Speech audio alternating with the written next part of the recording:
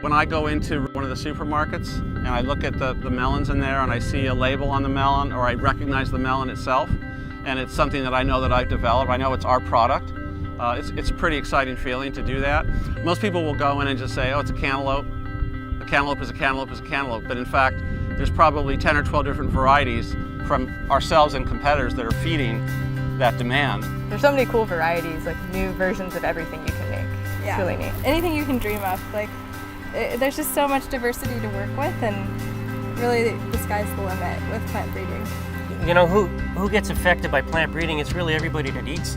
You know, plant breeding is really the source of food, and to make sure you have food on the table. In the United States, especially cheap food available really, to most of us. And that's partially driven because we're investing heavily, in plant breeding right now. It does take a village to create a new variety. Basically, everybody that eats is affected by plant breeding. Take it from a healthy seed to a healthy fruit or vegetable that's on your grocery store shelf it's a lot of work. It can take 6 or 7 years just in the breeding on the research end of things. So it's a lot more complicated than most people would think. It's a long process, but well worth it in the end. We get better yield, better health components, and better varieties for our consumers.